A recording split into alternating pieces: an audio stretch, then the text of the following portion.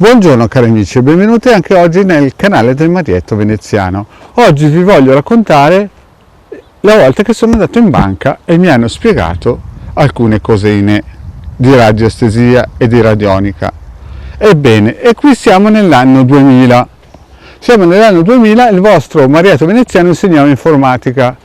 Perché ho insegnato informatica per parecchi anni, ma diciamo che in quel periodo lì ero dipendente da una società che aveva dei corsi, faceva dei corsi, teneva dei corsi in grosse strutture pubbliche, statali, parastatali e private.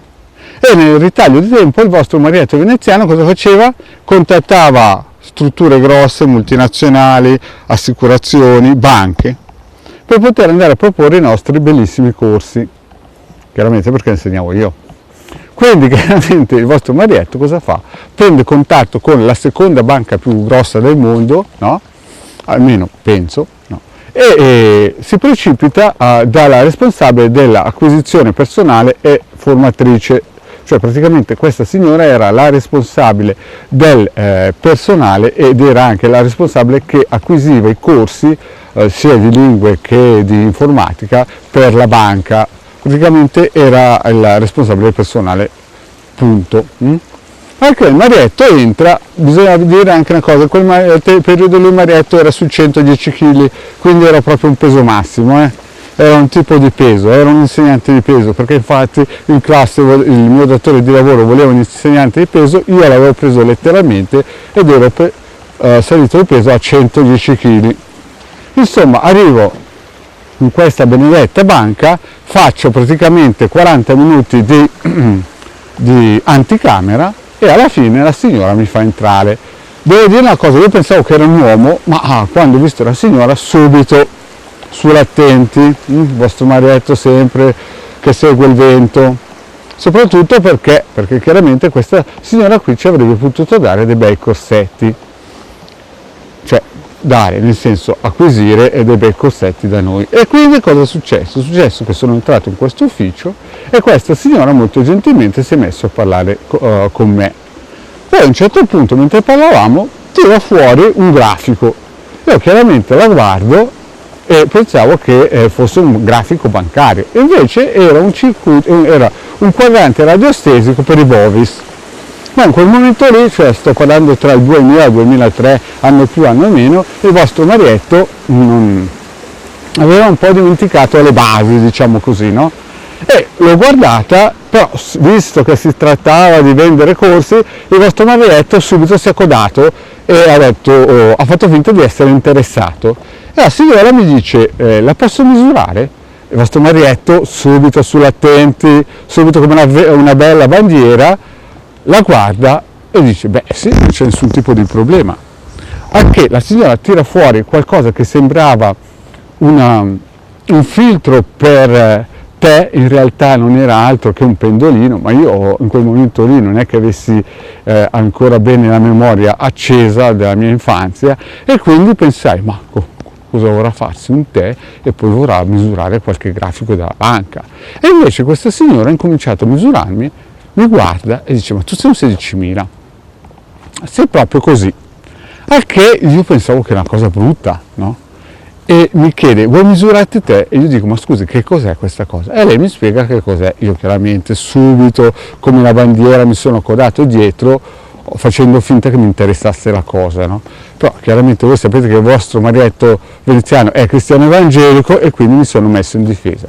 Mi ha dato in mano a me il pendolino, mi ha spiegato come si faceva a misurarsi e io, nella mia ingenuità, gli ho chiesto, senta, ma qual è il migliore? È verso il 16.000 o verso il 1.000? La signora che era dietro di me, io mi ero seduto al suo posto, e mi dice, è il 1.000. Al che il Marietto Veneziano prende sto pendolino, purtroppo cosa succede? Il pendolino comincia ad andare su 6, 7, 8, 9, 10 e va su fino a 16. Io sudavo freddo perché non riuscivo a tirarlo giù al 1.000, perché la signora gli aveva detto che 1.000 era il buono, e spingevo con tutto il corpo, il pendolino non ce la faceva, era su a 16.000. Io ero spaventatissimo, però dentro di me ho detto, io sono cristiano evangelico, Gesù Cristo mi salverà in quel giorno. E alla fine lei mi guarda, vede che faccio tutti gli sforzi impossibili e immaginabili per tirare giù il pendolino a 1000, ma alla fine sto pendolino è arrivato a 16.000. Anche mi fa sedere al mio posto la signora e cosa mi spiega?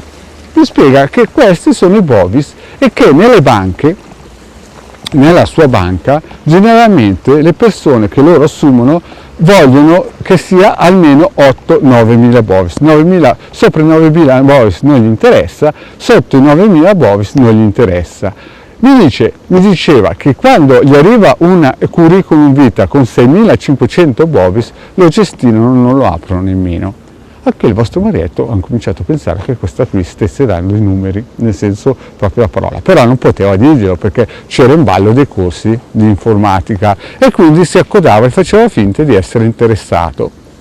Poi questa signora cosa fa? Accende una candela, guarda il Marietto e questa candela esplode e questa signora gli dice: caspita, ma tu sei anche bello corazzato, molto probabilmente nella vita prima dovevi essere un avatar. Il vostro Marietto, sapete com'è, cade sempre dalla pera, non riesce a capire bene le cose e subito si accoda e non sapeva neanche cos'era un avatar. Il vostro Marietto pensava che l'avatar fosse l'immaginetta che si metteva sull'ICQ di quei tempi. Morale della favola, il Marietto subito prende la palla al balzo e gli dice: senta, ma se voi cercate i 9.000, io sono un 16.000, voi mi assumete, mi mettete presidente di questa banca e il gioco è fatto. La signora cosa disse?